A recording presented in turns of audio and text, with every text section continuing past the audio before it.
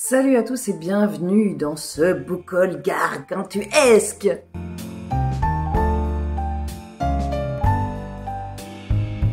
Je vais vous présenter tous les livres qui sont rentrés ces derniers temps. Globalement, on est sur fin juillet, je suis même pas sûre. Il n'y a pas eu de rentrée en août, septembre, octobre et novembre. Je vais vous présenter les livres qui sont rentrés dans ma pile à lire selon 4 catégories. Ceux que j'ai eu en cadeau, ceux que j'ai trouvés en boîte à livres, les services presse et les achats. Dans les achats, je vais diviser les achats que j'ai fait sur les 3 derniers mois, il y en a peu puisque j'étais en aubaille. Et ensuite, la partie, je terminerai par Brive évidemment, qui est un très gros book haul puisque je suis allée à la foire du livre de Brive. Je vais commencer par les livres que j'ai trouvés en boîte à livres. Il y en a 3, ça reste très raisonnable. J'ai trouvé en boîte à livres L'envol du phénix de Nikipo Preto.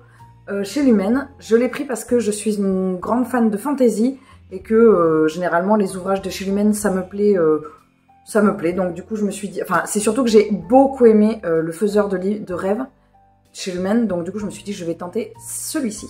D'ailleurs c'est pas Lumen, c'est Lumen. J'ai ensuite trouvé le deuxième tome de Sa Majesté mène l'enquête, Bain de minuit à Buckingham de S.J. Bennett. Je n'ai toujours pas lu le premier tome, que j'ai dans ma pile à lire, que j'avais acheté. Mais c'est un cozy mystery, donc à mon avis, il y a beaucoup de chances pour que j'apprécie. En plus, c'est la reine Elisabeth, et moi j'adore la reine Elisabeth. Et enfin, dernier livre que j'ai trouvé en boîte à livres, j'ai trouvé La Confession de John Grisham, que j'ai pris parce que c'est un auteur que je lisais beaucoup avant, et je crois que j'en ai un autre dans ma pile à lire, et j'ai envie de retourner dans la plume de cet auteur, donc c'était l'occasion avec ce titre-là. Je vais continuer ensuite avec les cadeaux. Alors, je vais pas vous faire les résumés, parce que sinon... ce book haul va être très très long parce que je ne sais pas combien il y a de livres en tout, mais il y en a un bon paquet, donc je vais juste vous dire généralement le pourquoi du comment, mais pas le résumé exact. J'ai ensuite reçu de la part de Claire Diomy sur Instagram, j'ai reçu 2 ouvrages, Druide d'Olivier Perru qu'elle avait lu et dont le pitch me tentait beaucoup, et Le bûcher des certitudes de Bernadette Picasso qui me tentait également beaucoup. J'aime énormément cette couverture, d'ailleurs j'aime aussi beaucoup celle-là. 2 titres qui vont très certainement y passer au mois de décembre. J'ai reçu également de la part de Fanny, Prospérer une virgule point et la phrase sans fin de Lord d'Argelos, que je voulais lire depuis très longtemps. Fanny, son compte Instagram, c'est un chapitre de plus, il me semble. Si jamais je me trompe, je rectifierai sur le bandeau en bas. Je remercie évidemment énormément Fanny et Claire de m'avoir envoyé ces 3 ouvrages pile à un moment donné où ça n'était pas la grande forme au niveau du moral, donc ça m'a mis du baume au cœur. Dans les cadeaux, j'ai mis également un livre que j'ai gagné sur Instagram sur le compte d'Emmanuelle Chastelière. J'ai gagné le livre des martyrs, La maison des chaînes de Steven Erikson, sauf que c'est le tome 4, donc du coup il faudra que j'achète le tome 1.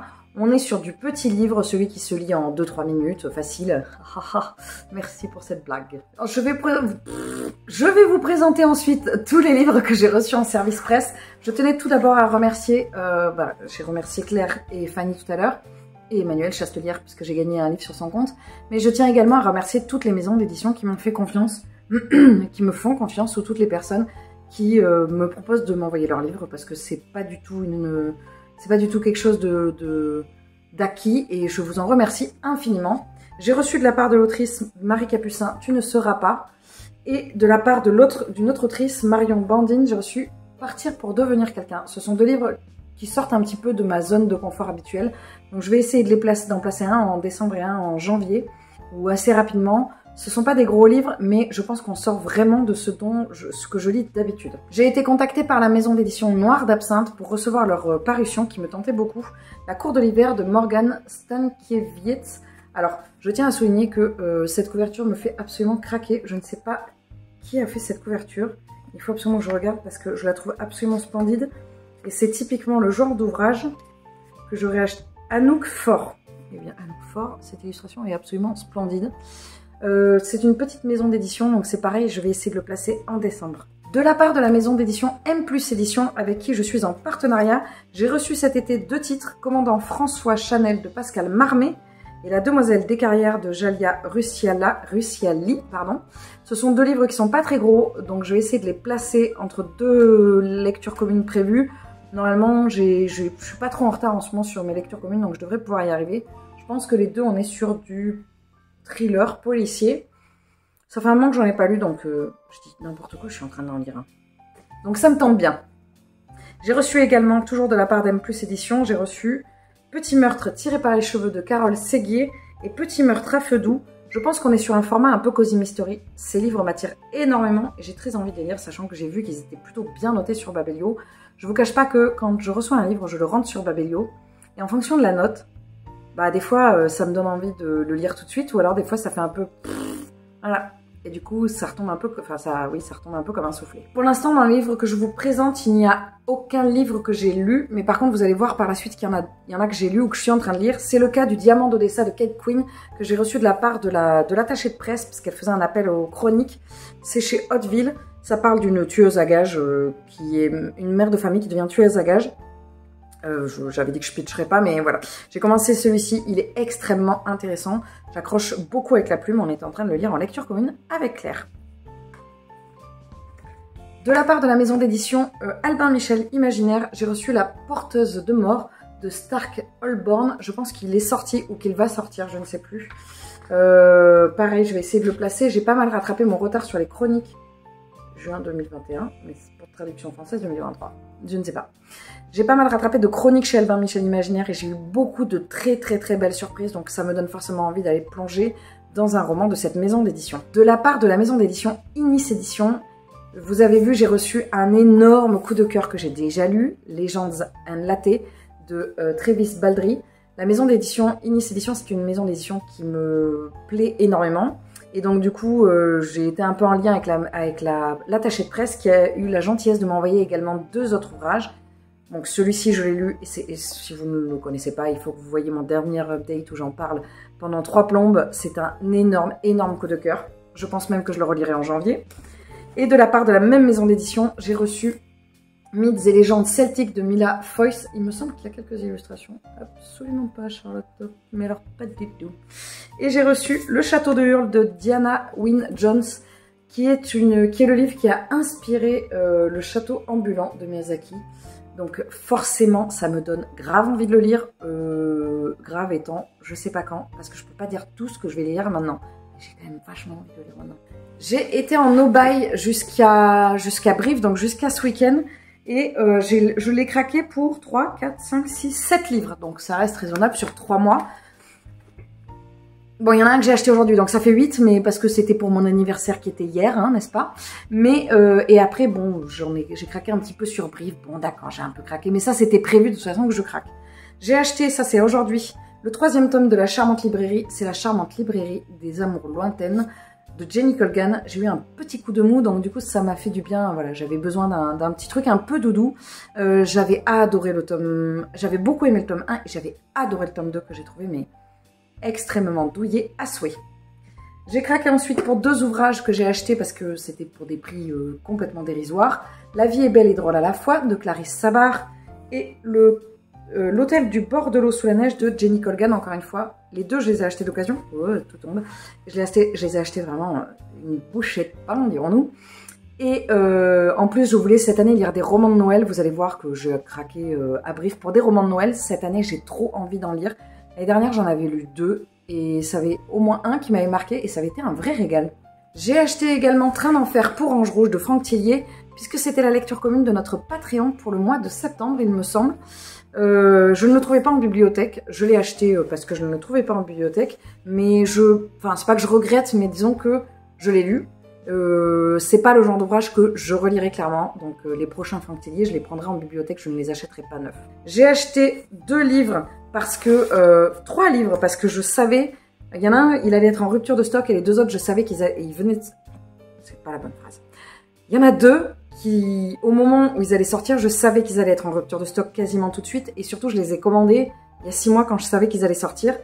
Le premier, c'est Les Aiguilles d'or de Michael McDowell chez Monsieur Toussaint Louverture, qui est absolument magnifique. Les ouvrages de Monsieur Toussaint Louverture sont absolument splendides. Vraiment, c'est une pure merveille. Moi, j'ai adoré la saga... J'ai adoré la saga Blackwater. C'est marrant parce que je n'en ai pas du tout parlé sur Instagram. Et pourtant, c'est une de mes sagas préférées, je pense. J'ai évidemment craqué pour le 3e tome d'Harry Potter, Harry Potter et le prisonnier d'Azkaban de chez Minalima. Les 2 premiers, j'ai évidemment les 2 premiers. J'ai lu le premier à Noël l'année dernière. Pour moi, ces éditions-là sont des éditions qui sont extrêmement intéressantes parce qu'elles sont très très belles, que les deux auteurs de chez Minalima qui sont, je ne sais plus, c'est marqué à un moment donné, mais évidemment je ne vais pas la voir. Bref, les deux personnes qui s'occupent de la maison d'édition Minalima sont des personnes qui ont travaillé sur les films. Et donc, on est vraiment, voilà, Eduardo Lima et Mirafora Mina. On est vraiment sur l'univers d'Harry Potter, mais c'est pas inspiré d'eux, c'est-à-dire qu'ils ont travaillé sur les films, la conception des décors et tout ça. Et on retrouve vraiment cette patte. Ils sont splendides et l'édition ajoutée, enfin l'édition augmentée comme ça, a vraiment un intérêt. Parce que il y a plein de... Enfin, moi, si je m'écoutais, je collectionnerais plein d'éditions d'Harry Potter, mais celle-ci a vraiment un intérêt. Je vous présente ensuite celui qui allait être en rupture de stock, Zephyr Alabama de Robert McCammon. Toujours chez Monsieur Toussaint Louverture, je trouve cette édition absolument magnifique. Et je pense que les prochains Monsieur Toussaint Louverture, je les prendrai quand ils sortent chez eux, et pas quand ils sortent en poche, parce que par exemple, Anne de Green Gables, je l'ai en poche. J'ai pas envie de le lire, alors que je sais que si je l'avais comme ça, j'aurais déjà craqué en fait pour la lecture. Oui, je sais, je suis complètement superficielle par moment, mais là, je suis désolée, les ouvrages de cette maison d'édition sont splendides. Et enfin, j'ai craqué pour le Lac de nulle part de Pete Fromm, puisque je rencontre l'auteur dimanche. Donc j'avais très envie de lire son dernier ouvrage, que j'ai lu dernièrement et que j'ai adoré.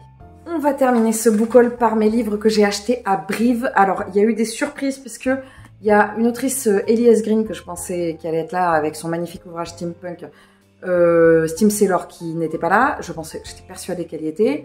Je voulais prendre une intégrale chez Ariel Holst, et le temps que j'arrive, elle n'y était plus. Bref, j'ai eu un petit peu, pas des déceptions, mais disons que j'ai eu des surprises parce que je suis arrivée un peu tard, mais ça m'a pas empêché de craquer pour plein de super ouvrages et des auteurs, soit que je connaissais, soit que j'ai très très envie de découvrir.